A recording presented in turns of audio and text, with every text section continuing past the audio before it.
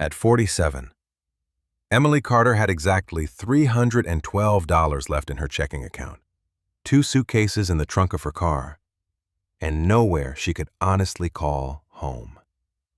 3 years earlier, she had been the operations manager of a successful hotel chain outside Columbus. She had a comfortable house, a husband of 22 years, and a daughter preparing for college.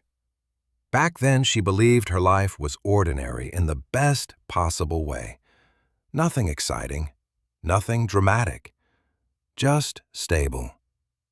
Then everything began falling apart, one piece at a time.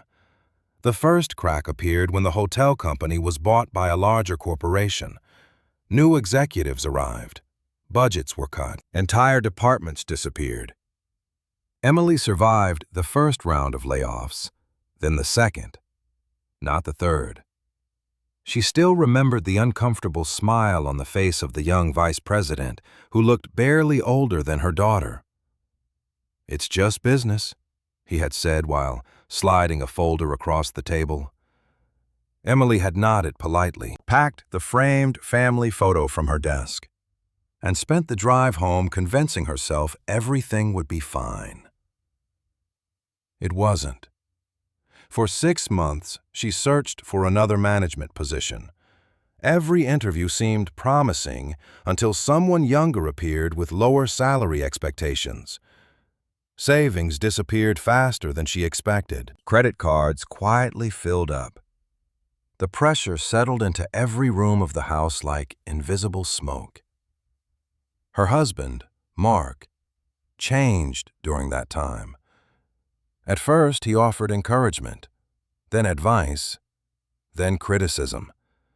Every conversation somehow became about what Emily should have done differently. One evening, she came home from a temporary retail job to find him sitting at the kitchen table staring at his phone.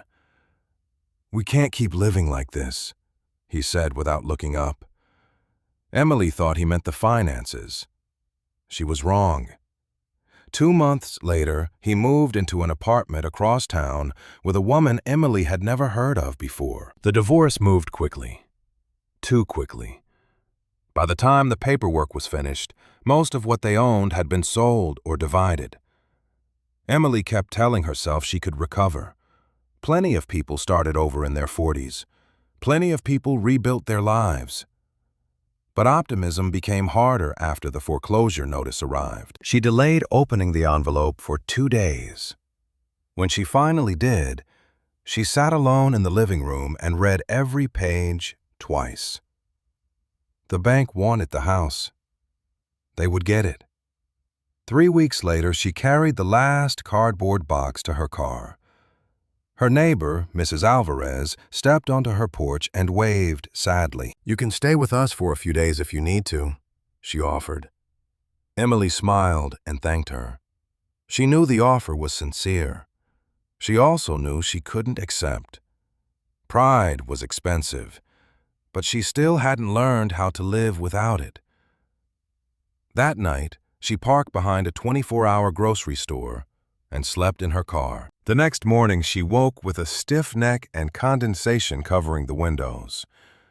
For several seconds, she forgot where she was. Then reality returned. She drove to a coffee shop, bought the cheapest coffee on the menu, and spent 2 hours applying for jobs that never answered. Around noon, her phone buzzed. The screen displayed a name she hadn't seen in years. Robert Jenkins, the family attorney. Emily stared at the phone before answering. "Emily," Robert asked, "I've been trying to reach you." "What's wrong?" she said immediately. Lawyers rarely called with good news. There was a pause. "It's your grandfather."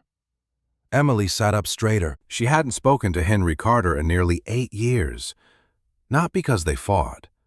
Life had simply drifted them apart. Henry lived alone in a small town nearly 4 hours away. He hated smartphones, ignored emails, and still paid most bills with paper checks. "What about him?" Emily asked quietly. Robert exhaled. He passed away last week. The words landed heavier than she expected. Memories surfaced immediately. Summer afternoons, fishing trips, a deep laugh, grease-stained hands. Old stories repeated so often, she could almost recite them herself. "I'm sorry," Robert continued. "I thought someone from the family would have contacted you." Emily laughed once without humor. "There isn't much family left to contact me." Another silence followed. Then Robert said something unexpected. "Your grandfather left specific instructions in his will. He wanted you present for the reading." Emily frowned. "Me?" "You." "That doesn't make sense." "Maybe not," Robert replied. "But those were his instructions." Emily stared through the coffee shop window at the traffic moving outside. People heading somewhere. People with plans. People whose lives still made sense.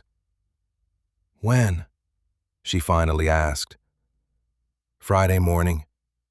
Emily looked at her nearly empty wallet and the fuel gauge in her car. Under normal circumstances, she might have declined, but the truth was simple. She had nowhere else to be. "I'll be there," she said. After hanging up, she sat motionless for several minutes. She couldn't explain why, but for the first time in months, she felt something she hadn't felt in a very long time. Not hope, exactly. Hope was too strong a word. It was more like curiosity. And curiosity, she would later discover, had a way of changing everything. The drive to Cedar Creek took nearly 4 hours. Emily spent most of it alone with her thoughts and a radio station that faded in and out every few miles. The farther she drove from Columbus, the smaller the roads became. Large shopping centers disappeared, then chain restaurants, then traffic lights. By the time she crossed the faded welcome sign at the edge of Cedar Creek, it felt as though she had driven 20 years into the past. The town looked tired. Several storefronts on Main Street were empty.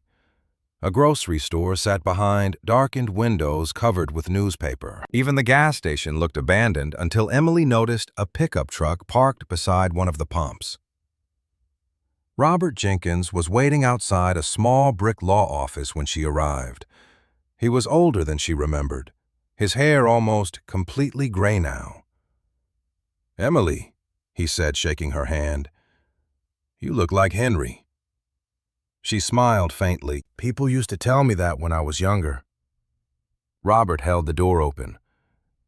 He liked that. Inside, the office smelled of old paper and coffee. 2 other people were already seated around a long wooden table. Emily recognized neither of them.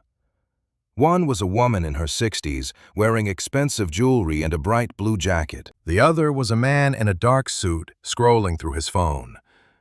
Neither looked particularly happy to see her. "Emily," Robert said carefully, "this is your cousin Linda, and this is her son, Greg." Emily nodded politely. Linda returned the gesture without smiling. Greg barely looked up. The tension in the room appeared before a single word was spoken. Emily quickly realized why. The will reading began 20 minutes later. Henry Carter's estate was not enormous, but it was larger than Emily expected. There were savings accounts, a small investment portfolio, several acres of land, and a few personal possessions. Most assets had already been assigned. Linda received the investments. Greg inherited farmland on the edge of town. Emily listened quietly, surprised she had been invited at all. Then Robert reached the final page. He adjusted his glasses and looked directly at her. "To my granddaughter, Emily Carter, I leave Silver Pines Motel and all property associated with its operation." Silence settled over the room. Greg finally looked up from his phone. Linda frowned immediately. "The motel?" she asked. "You're giving her the motel?" Robert cleared his throat. "I am not giving her anything. Henry did." Linda shook her hand. "That makes no sense." Emily wasn't sure she disagreed. "What motel?" she asked. Robert slid a photograph across the table. Emily picked it up. The picture showed a long one-story building with faded green paint and a rusted sign standing near a highway. Silver Pines Motel. Several letters were missing. The parking lot looked cracked and empty. "You've never been there?" Robert asked. Emily shook her head. "I didn't even know Grandpa owned a motel." "Most people forgot," Linda muttered. Robert ignored the comment. "Henry purchased it in 1984. "Why?" Emily asked. "Good question." Robert smiled slightly. "I asked him the same thing 40 years ago." Greg laughed under his breath. "Because nobody else wanted it." Linda crossed her arms. "Nobody wants it now either." The comment hung in the air longer than necessary. Emily looked back at the photograph. The place appeared sad somehow, forgotten, left behind. She understood that feeling better than she wanted to admit. After the meeting ended, Robert handed her a small envelope. Inside were 2 old brass keys attached to a wooden keychain. The faded number 7 was painted on one side. "Room 7?" Emily asked. "Henry always stayed there." "Stayed there?" "Every week." Emily frowned. "Every week?" Robert nodded. "For nearly 40 years. Before Emily could ask another question, a loud voice interrupted from behind them. "Still talking about that dump?" A large man entered the office without knocking. He wore expensive boots, a pressed button-down shirt, and the confidence of someone accustomed to getting his way. Robert sighed immediately. "Victor, good to see you too." The man smiled before turning toward Emily. "You must be Henry's granddaughter." "Emily." "Victor Lang." He offered his hand. "I own most of the commercial property around town." Emily shook it cautiously. "Nice to meet you." "Sorry about your grandfather." His tone suggested he wasn't particularly sorry at all. "He was a stubborn old man." Robert's expression tightened. Victor didn't seem to notice. "If you've inherited Silver Pines, let me save you some trouble." He reached into his jacket and produced a business card. "Call me when you're ready to sell." Emily looked at the card but didn't take it. "I haven't even seen the place yet." "Trust me," Victor said. "You don't need to." Greg laughed. Linda nodded in agreement. Victor continued. "Roof leaks, plumbing problems. Half the rooms are unusable. The land is worth more than the building." "Then why do you want it?" Emily asked for the first time. Victor hesitated, only for a second, but Emily noticed. "Business opportunity," he said casually. "Nothing exciting." Robert looked away. Emily noticed that too. Victor left a moment later, still smiling. The room felt lighter after he was gone. "What was that about?" Emily asked. Robert gathered several documents into a folder before answering. "Victor has been trying to buy the motel for years." "Why?" "Like he said, business opportunity." "You don't sound convinced." Robert studied her for a moment. "Henry turned down every offer Victor ever made." "How many offers?" "I stopped counting around 15. Emily looked down at the old key in her hand. A motel nobody wanted, except apparently one man who wanted it very badly. Half an hour later, she followed Robert's directions out of town and onto a lonely stretch of highway lined with pine trees. After several miles, she saw it. Silver Pines Motel stood exactly as it appeared in the photograph. only worse. The sign leaned slightly to one side. Paint peeled from nearly every wall. Weeds pushed through cracks in the parking lot. A single pickup truck sat near the office building. For a long moment, Emily remained inside her car, staring at the property. This was it. Her inheritance. The final gift from the grandfather she hadn't seen in years. She should have felt disappointed. Instead, she felt something else. Curiosity. Then she noticed movement near the motel office.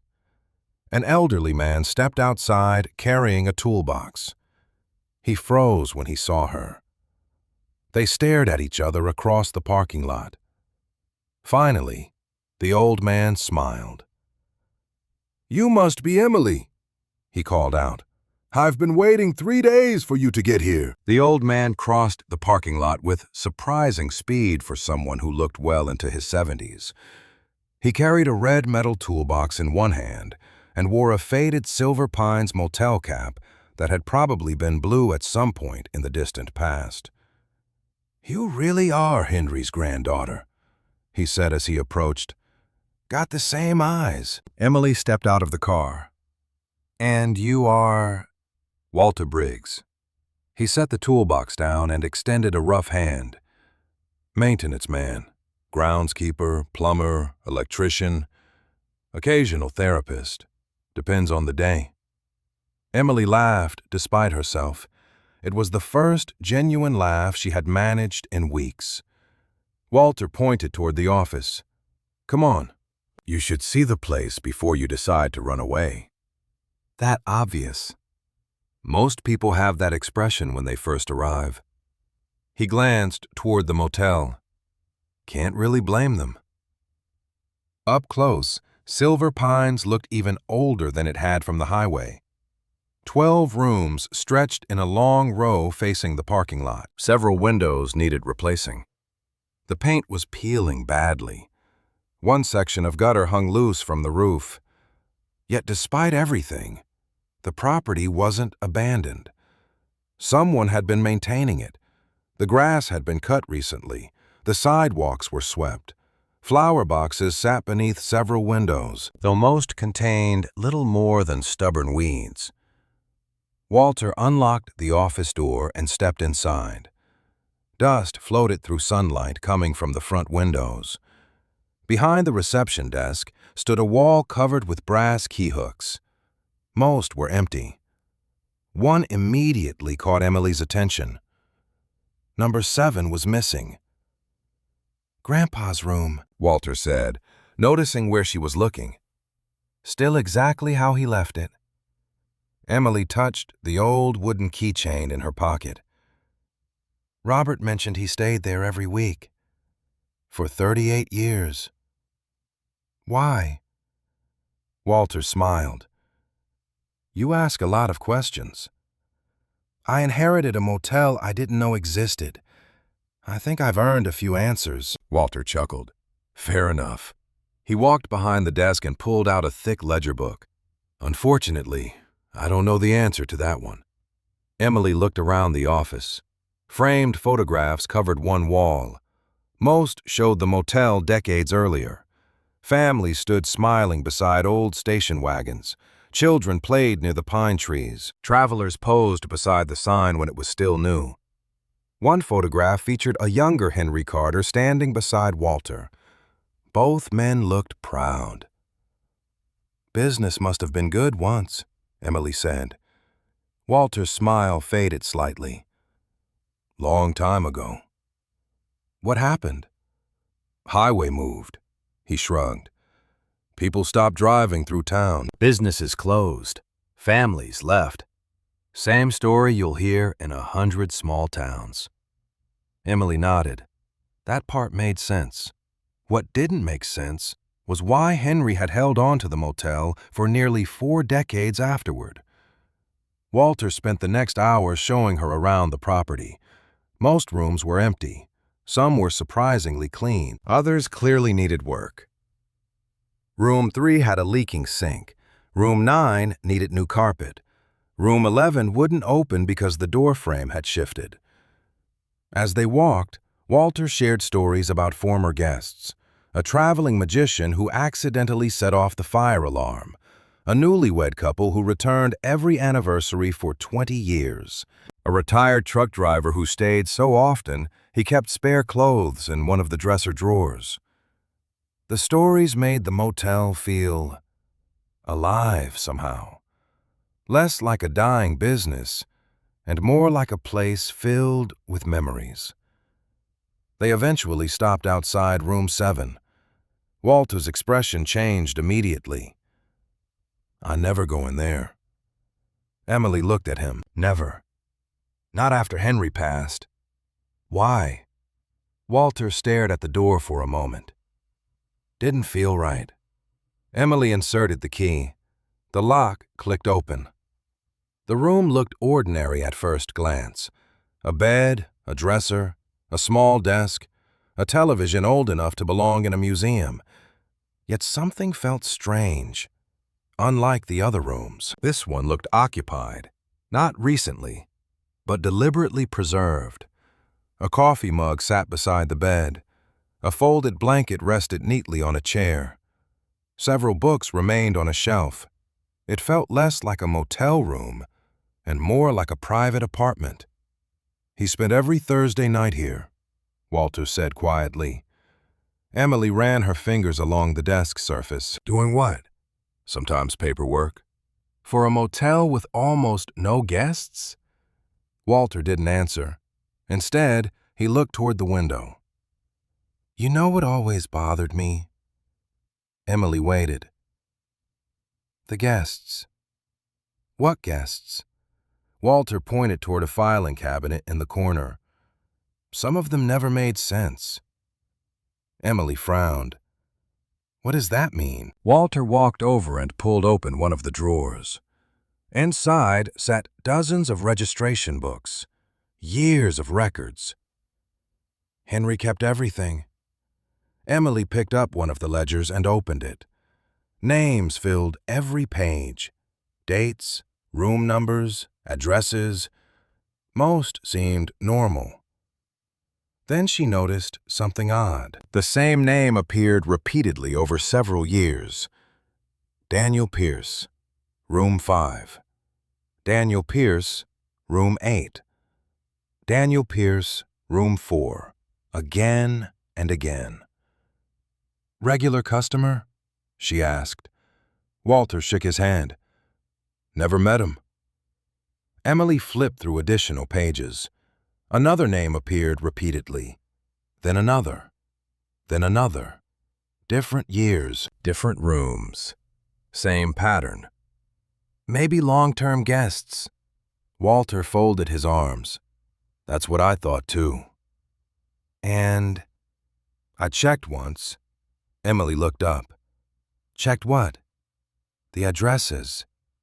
His voice lowered slightly. "Most didn't exist."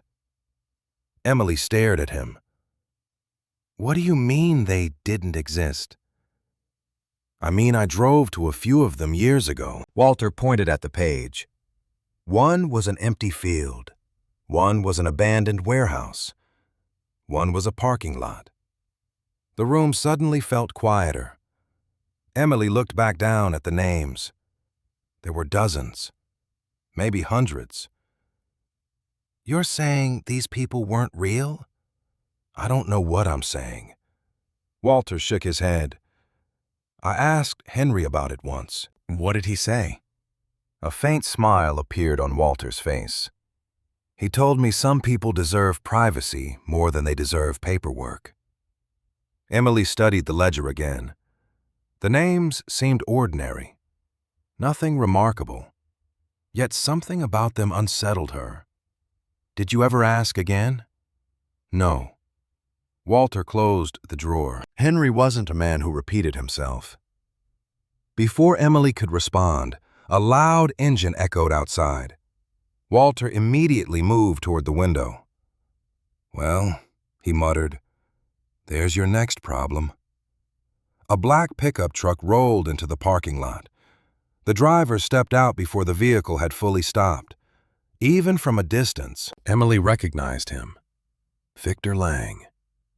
He removed his sunglasses and stared directly at room 7. Then he smiled. Not warmly, not politely. The kind of smile people use when they already think they've won. "That's the 3rd time this week," Walter said quietly. Emily frowned. "He's been here before?" Walter never took his eyes off the window, almost every day since Henry died. Then Victor began walking toward the room. Victor Lang knocked once before pushing the door open and stepping into room 7, as if the motel already belonged to him. Emily immediately disliked that. Walter seemed to dislike it even more. "Private property," Walter said sharply. Victor ignored him. His eyes moved across the room, lingering on the desk, the filing cabinet, and the bookshelf. It was not the look of someone visiting an old motel room. It was the look of someone searching for something. "Quite a place," Victor said. "Looks smaller than I remembered." Emily folded her arms. "You come here often?" Victor smiled. "Not lately." Walter snorted. "That's a lie." Victor glanced at him. "Good to see you too, Walter." The two men clearly had a history. Emily could feel it. "What do you want?" she asked. Victor reached into his pocket and handed her a folded paper. It was an offer, a formal purchase proposal. The amount surprised her. It was far higher than she expected for a rundown motel in a dying town. "That's generous," she said. "It won't stay on the table forever." "You seem very eager." Victor shrugged. "I'm a businessman." "Businessmen usually don't chase properties nobody wants." For the briefest moment, his smile weakened. Then it returned. "Think about it." He turned toward the door before stopping. "One piece of advice." Emily waited. "Your grandfather kept a lot of things he should have thrown away." His gaze drifted toward the filing cabinet. "Sometimes old records create unnecessary confusion." Then he left. The room remained silent for several seconds after the sound of his truck disappeared down the highway. "Well," Walter finally muttered, "that wasn't suspicious at all." Emily looked at the filing cabinet. "He knew about these records." Walter nodded. "Apparently." For the rest of the afternoon, they continued sorting through old ledgers. Most entries appeared normal. Travelers, families, truck drivers, vacationers. Then another strange pattern emerged. Emily found several names appearing only once, yet each had one thing in common. No payment recorded. "Look at this." She slid a ledger toward Walter. "No room charge." Walter examined the page. "There's another one." Emily flipped forward. Same thing. Then another, and another. Dozens of guests had apparently stayed for free. Some for days, some for weeks. "That's not exactly how motels stay in business," she said. Walter scratched his chin. Henry never cared much about money. Emily thought about the nearly empty bank account she had left behind in Columbus. Caring about money sounded like a luxury at the moment. Around sunset, Walter headed home. Before leaving, he handed Emily a ring containing 12 room keys. "You sure you'll be okay here alone?" he asked. Emily looked around the quiet property. "I've slept in a car behind a grocery store." Walter nodded. "Fair point." After he left, silence settled over Silver Pines. Real silence, not city silence. No traffic, no sirens, no distant conversations. Just wind moving through pine trees and the occasional creak of an old building. Emily chose room 7 for the night. It felt strange sleeping in her grandfather's room, but it also felt less lonely somehow. Around 9 o'clock, she heated a microwave dinner and sat at the desk reviewing more records. The deeper she looked, the stranger things became. Several guests appeared repeatedly over multiple years. Different room numbers, different dates, always free, always with incomplete information. One name appeared particularly often. Sarah Miller, room 2, room 6, room 4, over nearly 11 years. Yet every address connected to her entry was different. Emily copied several names into a notebook. At 10:30, her phone buzzed. The screen displayed her daughter, Chloe. Emily stared at it in surprise before answering. They had barely spoken in months.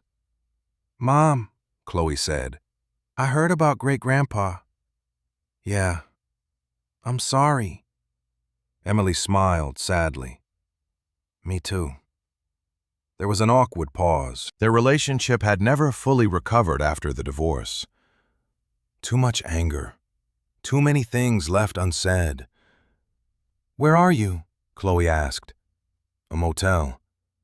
"A motel?" Emily laughed softly. "Long story. Everything with you is a long story lately." The comment wasn't cruel, just honest. They spoke for nearly 20 minutes. Nothing important. Weather, school, life.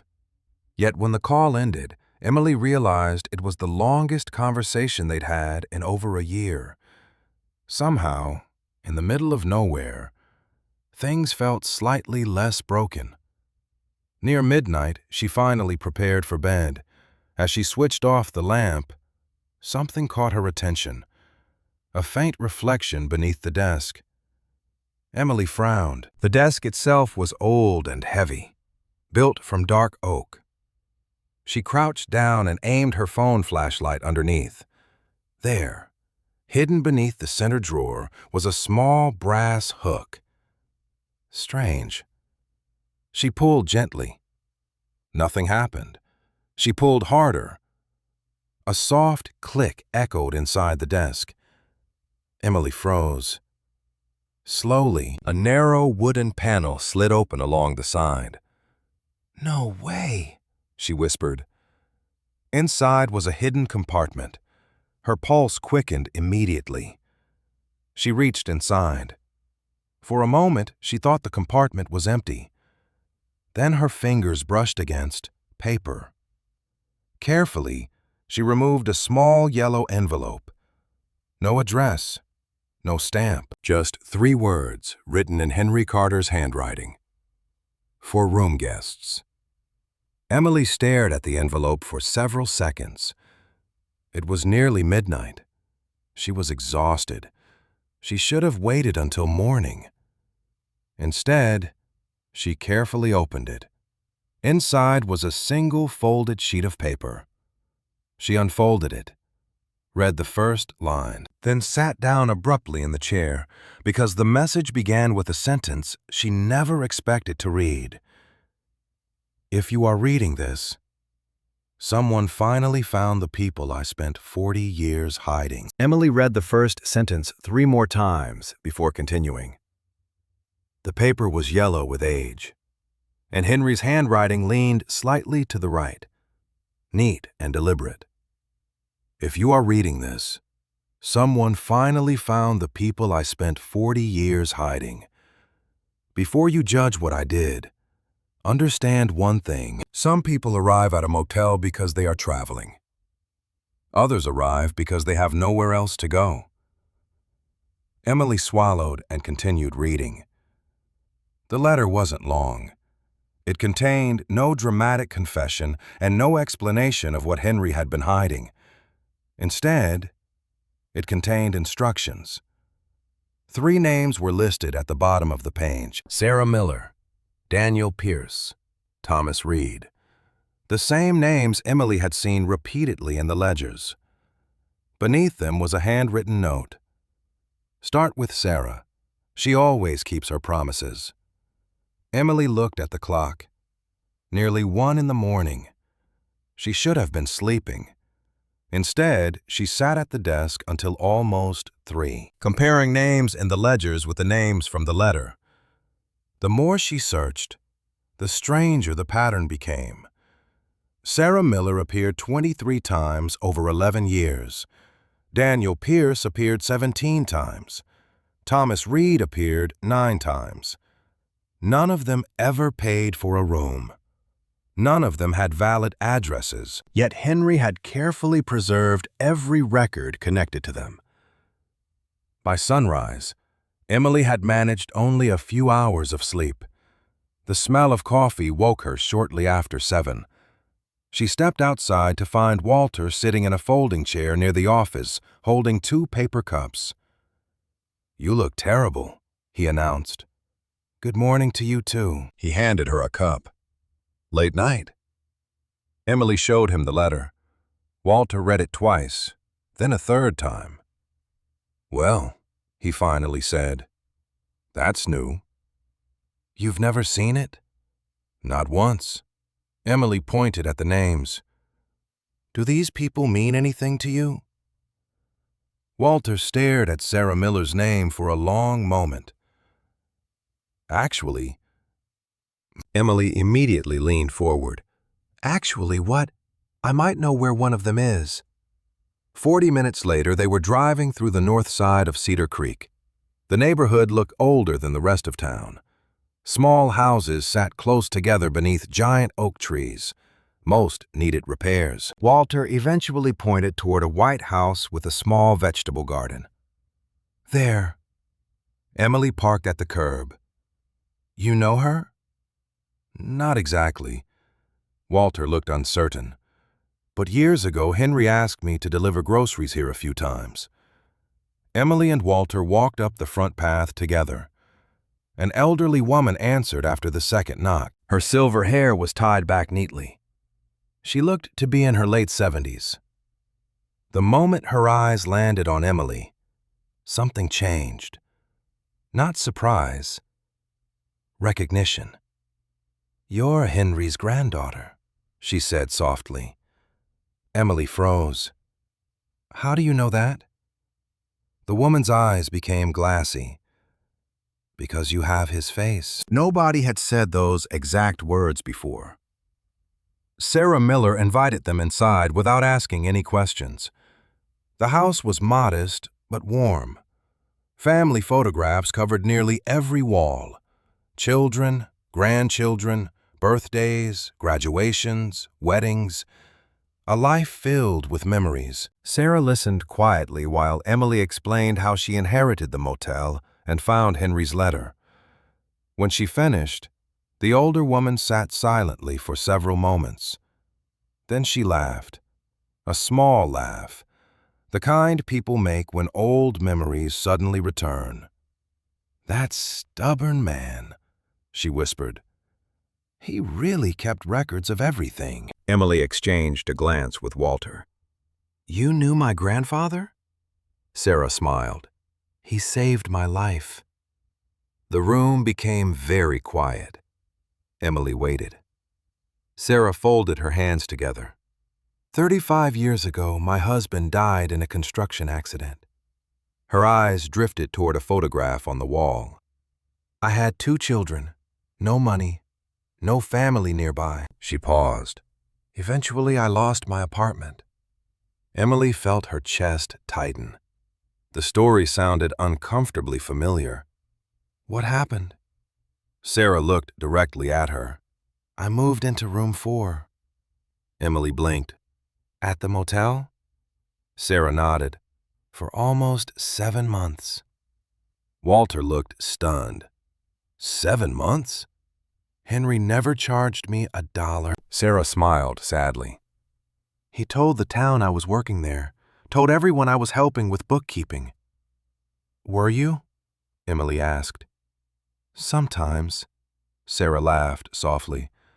"Mostly I was trying not to fall apart." Emily remembered the months after losing her job, the foreclosure, sleeping in her car. Suddenly, the old motel felt very different. Sarah stood and disappeared briefly into another room.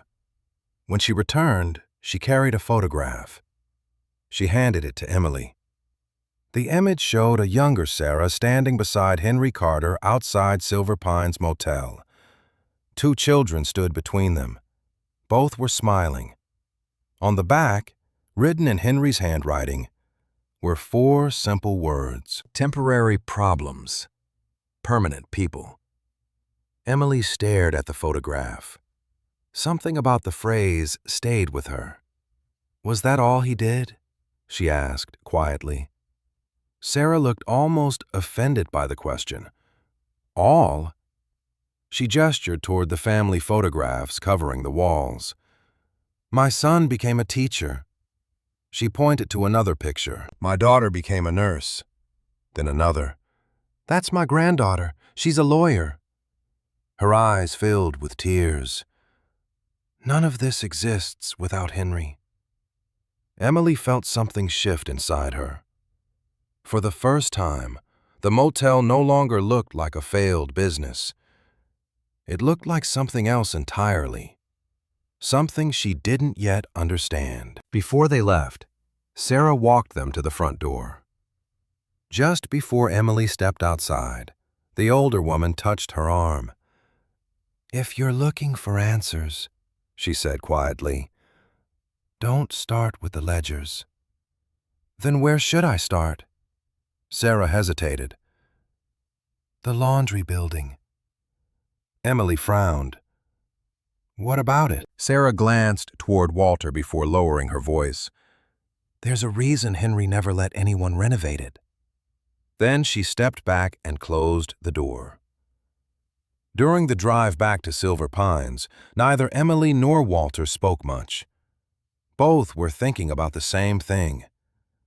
The laundry building sat behind the motel near the tree line, an old brick structure Emily had barely noticed since arriving. When they pulled into the parking lot, she immediately looked toward it. The building seemed ordinary, small, forgettable. Yet for some reason, she could not stop staring at it, especially after noticing something she had somehow missed before. A heavy steel padlock hanging on the door. Walter followed her gaze. That's strange, he said quietly. What? I don't have a key for that lock. Emily slowly turned toward him. What do you mean? Walter's expression had gone pale. I mean, I've worked here for 32 years. He stared at the building, and I've never once seen that lock before. For the rest of the afternoon, Emily couldn't stop thinking about the lock. She tried focusing on practical things instead. The motel needed attention everywhere she looked. 2 exterior lights had burned out.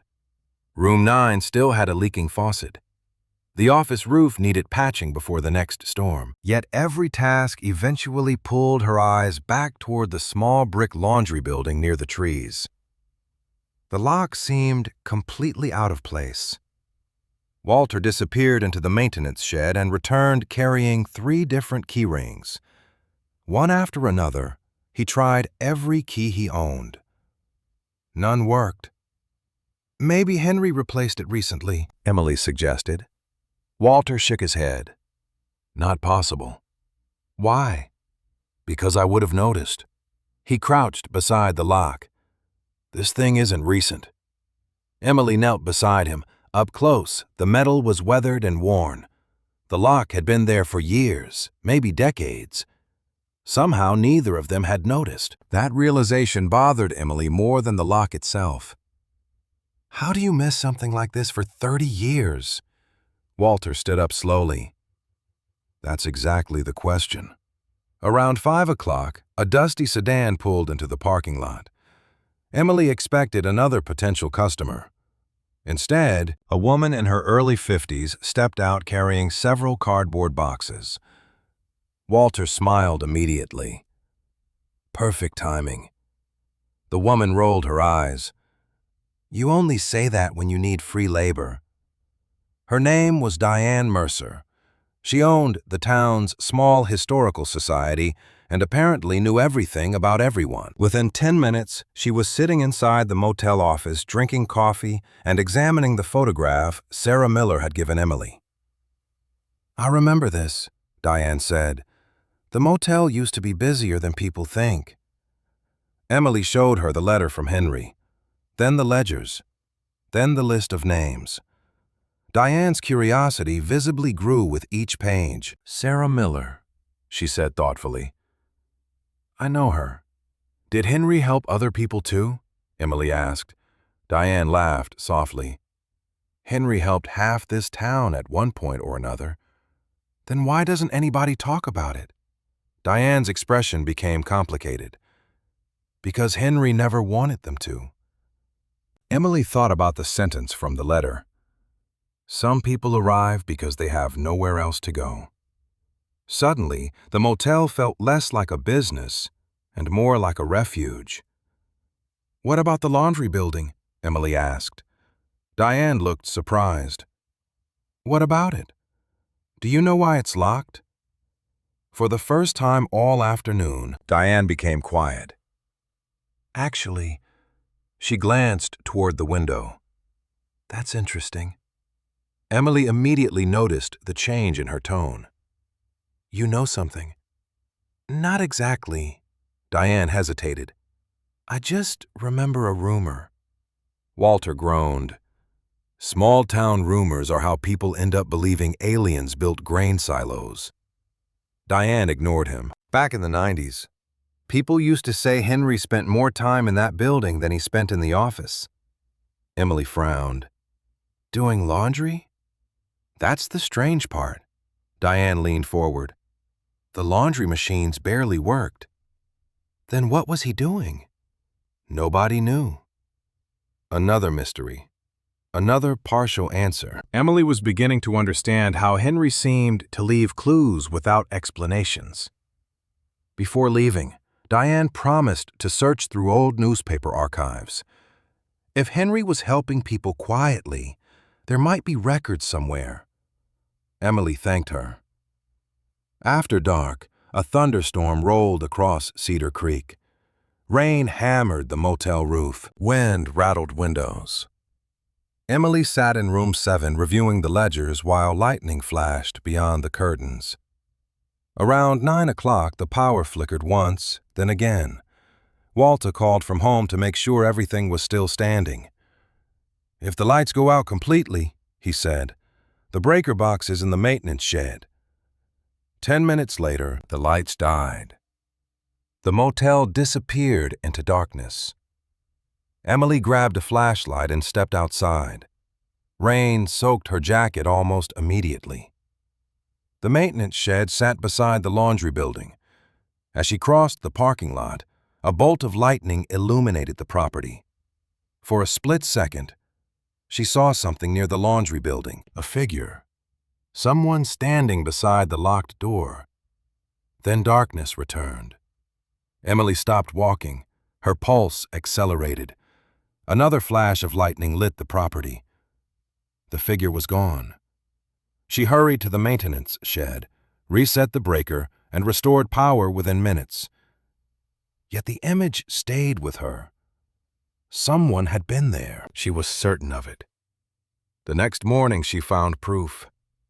Muddy footprints, fresh ones. They led from the edge of the tree line directly to the laundry building, then back again. Walter examined them silently. Somebody was here. Emily nodded. Last night. Walter followed the tracks toward the woods. They disappeared after 30 yards. No vehicle tracks. No clear destination. Just vanished. Maybe kids, Walter suggested. Neither of them believed it. As they returned toward the motel office, Emily noticed something lying near the laundry building wall, half hidden beneath wet leaves. She picked it up. It was a key. Old brass, heavy, different from the motel room keys. Walter stared at it. Where'd you find that? Right here. Emily turned it over. A single number had been stamped into the metal decades ago. 12. Neither spoke for several seconds. Then Emily looked toward the locked building. Think it fits? Walter smiled nervously. There's only one way to find out. They walked toward the door together. Emily's hand tightened around the key as they reached the lock. The brass key slid smoothly into place. Too smoothly, as if it had been waiting there all along. She looked at Walter one last time, then slowly turned it. A loud metallic click echoed through the quiet morning. The lock opened, but before either of them could touch the door, a voice called out from across the parking lot, "I wouldn't do that if I were you." Emily turned immediately. Victor Lang stood beside his truck, and for the first time since she'd met him, he wasn't smiling. Victor Lang stood beside his truck with both hands in his pockets, watching Emily and Walter as though he had arrived just in time to prevent a disaster. The morning sun was barely above the trees. The unlocked padlock still hung from the laundry room door. The brass key remained in Emily's hand. For several seconds, nobody spoke. Then Victor walked forward. "You found the key." Emily immediately noticed he didn't ask what they were doing. He asked about the key. "How did you know there was a key?" she replied. Victor stopped. A small mistake, a very small one, but Emily saw it. So did Walter. "Lucky guess," Victor said. "You seem to make a lot of lucky guesses around here." His jaw tightened. "Look, whatever you think is in there isn't worth the trouble." Walter crossed his arms. "Funny. Last week you wanted to buy the entire property. Today you don't want us opening a storage room." Victor's eyes briefly shifted toward the building. The reaction lasted less than a second, but it was enough. He was nervous. Emily was certain of it now. "Why?" she asked. Victor sighed dramatically. "Because the building isn't safe." "According to who?" "According to common sense." Emily glanced at Walter. "Did the building ever have structural issues?" Walter shook his hand. "Not that I know of." Victor looked frustrated. "Fine, open it. Waste your time. Just don't say I didn't warn you." Then he turned and walked back toward his truck. Before climbing inside, he looked at Emily one last time. "Your grandfather wasn't the man people think he was." The engine started. A moment later, he was gone. Silence returned. Emily looked at Walter. Walter looked at the door. Neither said a word. Finally, Emily reached for the handle. The door opened with a long groan. Dust filled the air immediately. Sunlight spilled into the room, revealing something completely unexpected. Nothing. No hidden vault, no stacks of documents, no secret machinery. Just an old laundry room. 4 industrial washing machines lined one wall. Several metal shelves stood empty. Broken chairs occupied a corner. Walter stepped inside first. "That's it." Emily frowned. "Maybe." Yet something felt wrong. Victor had not driven across town to worry about an empty laundry room. Walter slowly examined the machines. "These haven't worked in years." Emily walked deeper into the room. Dust covered almost every surface. Almost. One section of the concrete floor appeared cleaner than the rest. Not clean, just less dusty. She crouched beside it.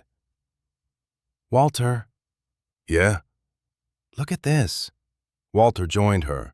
The area formed a rough rectangle, about 6 feet long, 4 feet wide. The outline was subtle but visible once noticed. "That's strange," Walter said quietly. Emily knocked lightly against the concrete. The sound changed. Most of the floor produced a dull, solid thud. The rectangle produced a hollow echo. Both of them froze. Walter slowly looked at her. "Well," Emily nodded. "Well," 2 hours later they returned with tools. Removing decades-old concrete proved much harder than expected. Sweat soaked through their clothes. Dust covered everything. Several times Emily considered giving up. Then the crowbar finally caught an edge. The slab shifted. Beneath it sat a steel hatch. Walter stared. "You've got to be kidding me." Emily felt her heart begin to race. The hatch had no lock, only a recessed handle. Together they lifted it open. A narrow staircase disappeared into darkness below. Neither moved for several seconds. "You first," Walter said. Emily laughed nervously. "Absolutely not." In the end, they went down together. The space beneath the laundry room wasn't large, perhaps 20 feet long, 15 feet wide. A hidden basement. Shelves lined the walls from floor to ceiling. Hundreds of boxes filled the room. Not dozens, hundreds. Every single one carefully labeled. Dates, names, years. Walter picked up the nearest box. 1989. Emily selected another. 1994. Another. 2003. It wasn't random storage. It was an archive. A massive archive. They opened one box.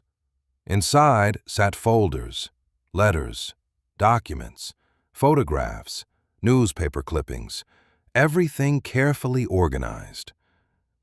Emily pulled out the first folder she saw. The name on the tab immediately caught her attention. Sarah Miller. Her pulse quickened. She opened it. Inside were copies of rental agreements, medical bills, school records, handwritten notes, and dozens of letters. A complete history of Sarah's struggle after losing her husband.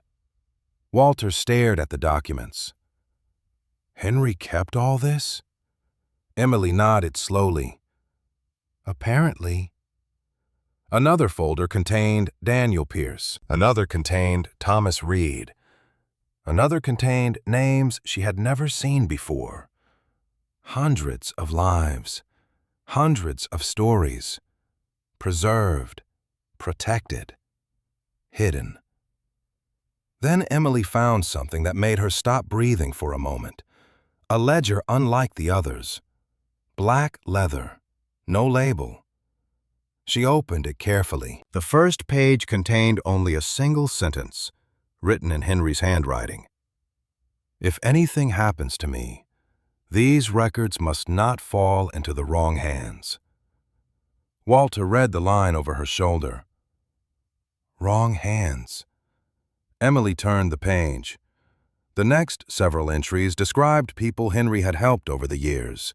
Names, dates, circumstances. Some escaped abusive marriages. Some lost homes. Some fled dangerous situations. Henry recorded everything. Not for himself. For them. Then Emily reached an entry dated 22 years earlier. Her eyes narrowed. She read it again, then a third time. Walter. His voice became cautious. What? Emily pointed at a name written in the margin. Victor Lang. Walter stepped closer. The entry wasn't about Victor. It was about another family entirely. But Victor's name appeared several times in the notes. Beside it, Henry had written 4 words in dark ink. Do not trust him. Neither spoke for several seconds. Somewhere above them, a floorboard creaked as the old motel settled. The sound seemed unnaturally loud. Emily continued reading. The more she read, the worse her expression became. Because this wasn't a personal disagreement. Henry hadn't simply disliked Victor. He had been documenting something. Carefully, methodically, for years. Then Walter noticed something Emily had missed. Tucked into the back cover of the ledger was a folded map of Cedar Creek. Several locations had been circled in red. One of them was Silver Pines Motel, Another was Victor Lang's largest development project on the edge of town. And written beside that location were 7 words that immediately changed everything. This is where it started. Neither Emily nor Walter left the hidden archive until after dark. Every time they opened another box, they found another life, another family, another story that somehow connected back to Silver Pines Motel. Some folders were thin. Others contained years of records.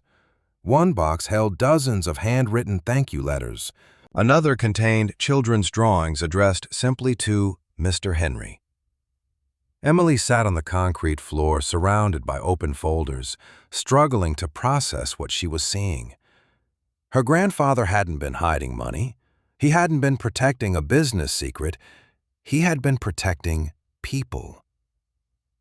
"How many are there?" she asked quietly. Walter looked around the room. "Hundreds." Emily nodded slowly. "Hundreds." They eventually carried several boxes upstairs to room 7. The archive was too large to examine all at once. Around 9 that evening, Diane Mercer arrived after receiving a frantic phone call from Walter. The moment she entered the room and saw the stacks of folders covering every available surface, she stopped walking. "Good Lord!" Emily handed her one of the files. Diane opened it. 10 minutes later, she was reading another, then another. "These are just records," she said. "This is the history of half the town." Emily showed her the black ledger and the map. Diane studied the circles carefully. "I know this location." She pointed toward one of the red marks near the edge of Cedar Creek. "This used to be a housing project." "Used to be?" Emily asked. Diane nodded. "Torn down years ago." "What happened?" Diane's expression darkened. "Officially, financial problems. Unofficially," Diane didn't answer immediately. Instead, she reached for the ledger. "I think Henry was trying to preserve evidence of something." The word evidence hung heavily in the room. Evidence suggested wrongdoing. Evidence suggested victims. Evidence suggested someone had something to hide. Emily's eyes moved toward Victor's name written inside the ledger. The next morning, they decided to focus on one question. Who exactly were the people Henry had helped? The answer began arriving sooner than expected. Shortly after breakfast, a silver SUV pulled into the motel parking lot. Emily expected a guest. Instead, a man in his 40s stepped out carrying a cardboard box. He approached cautiously, as though uncertain he belonged there. "Can I help you?" Emily asked. The man looked around the property. "I heard someone reopened the motel." "Not exactly reopened." "Are you Henry Carter's granddaughter?" Emily nodded. The man smiled. "Then I owe you a handshake." His name was Michael Reyes. He introduced himself as a high school principal from Columbus. Emily had never met him before, yet when he opened the box he brought with him, she immediately understood why he came. Inside were photographs, letters, newspaper clippings, every single one connected to Henry. "My mother stayed here in 1991, Michael explained. Room 8. Emily exchanged a glance with Walter. Another one. Another hidden guest. Michael spent nearly an hour telling his family's story. His mother had escaped an abusive relationship with nothing but 2 bags and a 6-year-old son. She arrived at Silver Pines late one night. Henry gave them a room, then another, then another, for almost 5 months. He told my mother she wasn't allowed to give up. Michael laughed softly. Apparently, he repeated that every morning. Emily smiled. It sounded exactly like the grandfather she barely remembered. Before leaving, Michael handed her a photograph. It showed a young Henry standing beside a little boy holding a baseball glove. "Michael, On the back was a handwritten note. One safe night can change an entire life. By the end of the week, more people began appearing. A retired nurse drove 3 hours after hearing rumors from Sarah Miller. A mechanic arrived carrying an old letter Henry had written decades earlier. A woman brought a newspaper clipping from a scholarship fund nobody knew Henry secretly financed. Each story added another piece to the puzzle. Each visitor left behind evidence. Emily soon covered an entire wall in room 7 with photographs, names, and notes. It looked less like a motel room and more like an investigation. One afternoon, while organizing documents, she received another surprise. Chloe arrived. Emily almost didn't recognize her daughter's car pulling into the parking lot. She stepped outside just as Chloe climbed out. For a moment, neither knew what to say. Then Chloe looked at the motel. Wow. Emily laughed. Not exactly what you expected? Honestly, Chloe looked at the peeling paint. It's worse. They both laughed. The awkwardness eased immediately. Emily spent the afternoon showing her everything. The archive, the photographs, the letters, the hidden basement. Chloe listened quietly, growing more fascinated with every story. Eventually, they reached the wall covered with names and photographs. Chloe stood there longer than expected. "You know what's strange?" she said. "What?" "These people look happy." Emily frowned. "That's strange." Chloe pointed at the photographs. Most stories about losing everything don't end like this. Emily looked at the wall again. A teacher, a nurse, a principal, a business owner, families, children, grandchildren. Henry hadn't just sheltered people. Somehow, he had helped them rebuild.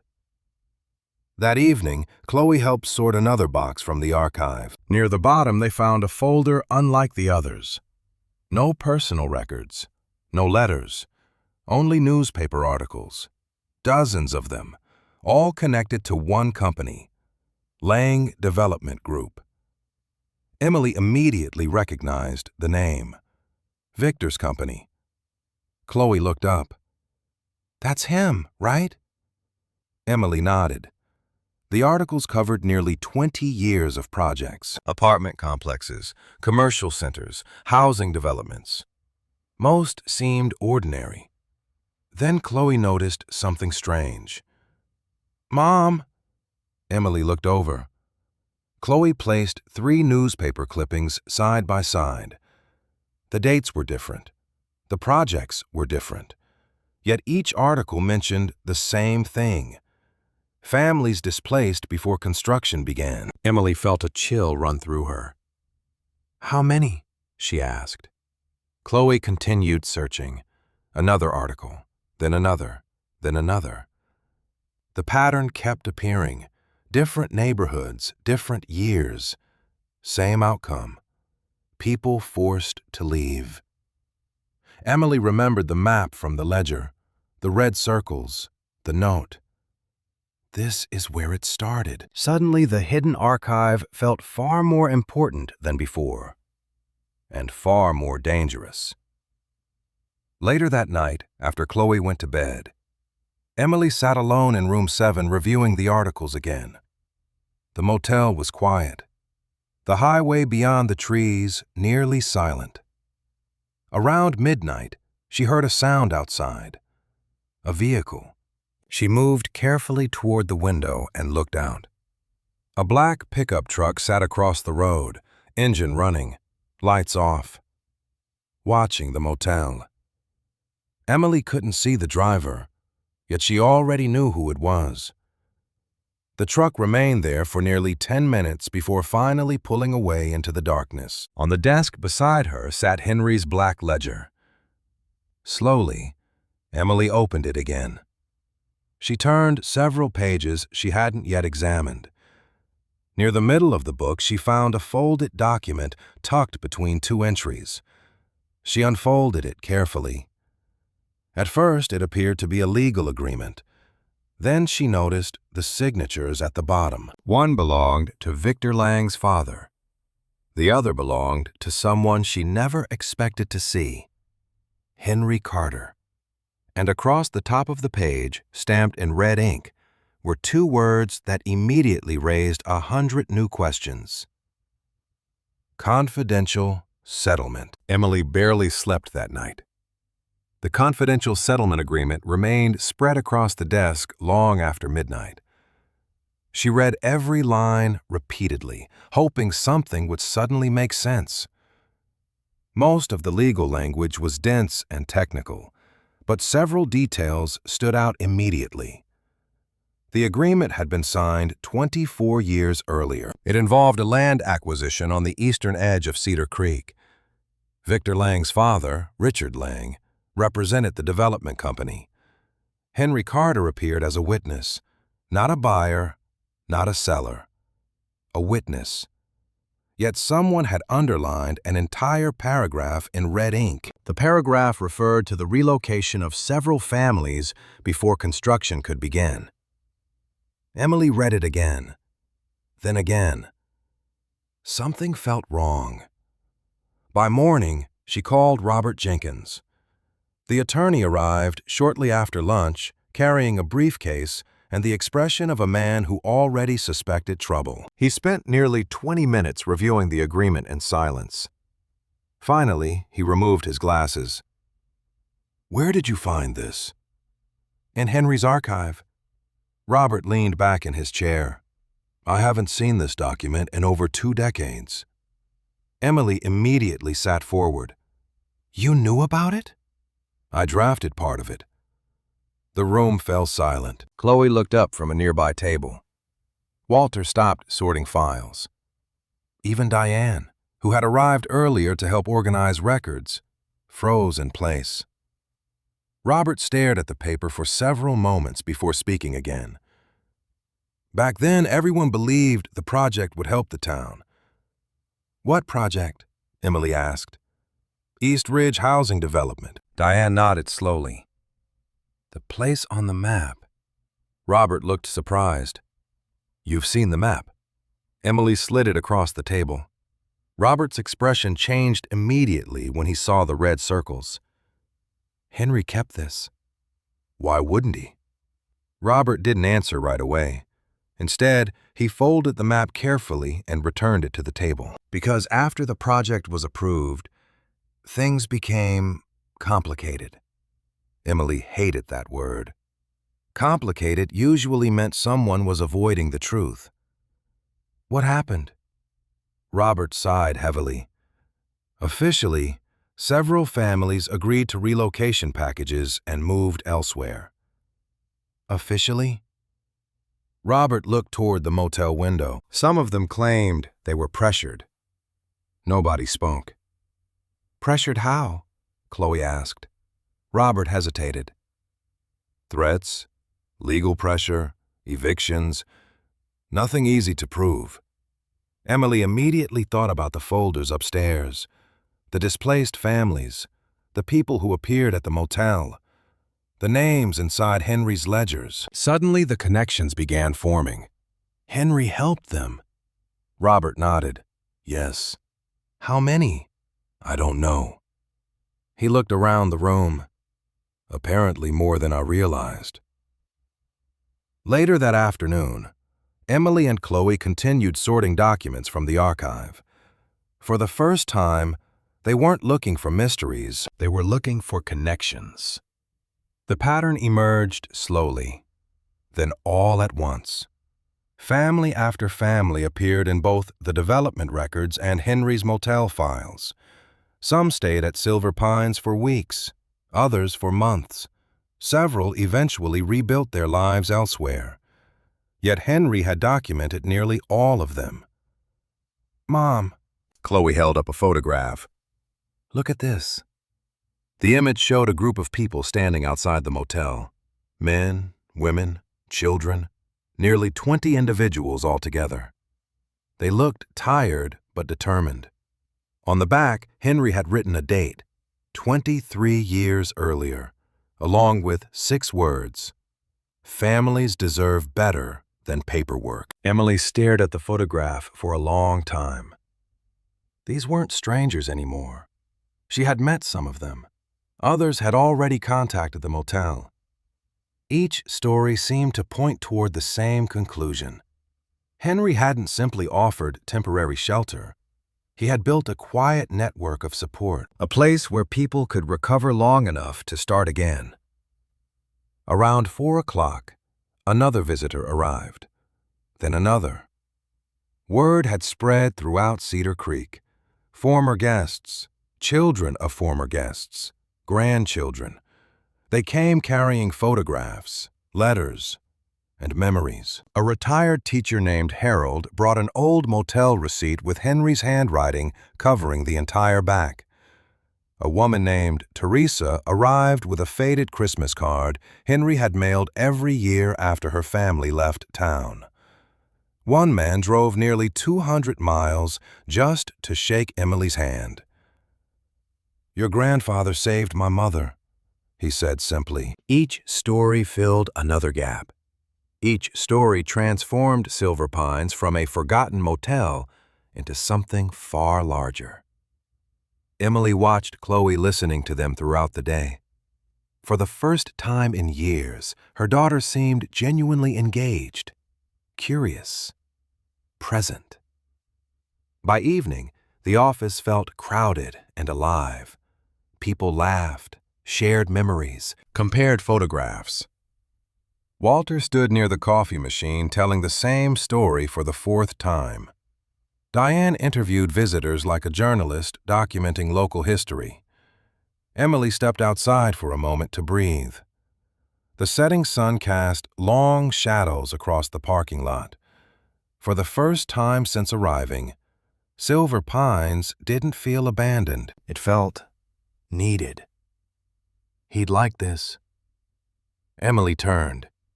Sarah Miller stood beside her. She had arrived quietly an hour earlier. Emily smiled. "You think so?" Sarah looked toward the office window where people continued talking inside. "I know so." For a while, they simply watched. Then Sarah said something unexpected. "You're asking the wrong question." Emily frowned. "What question?" "Everyone keeps asking what Henry was protecting." Sarah folded her arms. "That isn't the interesting part." Emily looked at her. "Then what is?" Sarah's eyes moved toward the motel. "Who was helping him?" The question lingered. Emily had never considered it before. Henry had operated this place for nearly 40 years, helped hundreds of people, preserved thousands of records, managed a hidden archive, protected families, documented legal disputes. One person couldn't possibly do all of that alone. "You think someone else knew?" Sarah smiled slightly. "I know someone else knew." Before Emily could ask who, Sarah reached into her purse and removed a small envelope. It was old, sealed, yellowed with age. Emily immediately recognized the handwriting on the front. Henry's. "He gave this to me 15 years ago," Sarah said. "Told me to keep it safe until the right person came looking." Emily carefully accepted the envelope. Her pulse quickened. "Why now?" Sarah smiled. "Because you're finally asking the right questions." After Sarah left, Emily carried the envelope to room 7. Chloe followed. So did Walter. Even Diane appeared a few minutes later. Nobody wanted to miss what came next. Emily carefully opened the seal. Inside was a single folded letter and an old black and white photograph. She unfolded the photograph first. 5 people stood in front of Silver Pines Motel sometime in the late 1980s. Henry was one of them. Walter immediately recognized another. "That's Richard Evans." "Who?" Emily asked. "Town pastor." Walter pointed again. "That's Dr. Bennett. That's Martha Green from the food pantry. Emily studied the image. 4 community leaders. Then she noticed the 5th person. Her stomach tightened instantly, because she recognized him too. Not from a photograph, not from a file, from real life. Standing beside Henry Carter in the picture was a much younger Robert Jenkins, the attorney sitting downstairs, and written across the back of the photograph, in Henry's careful handwriting, were 8 words that changed the entire investigation. The 5 of us made a promise: never let them find these records.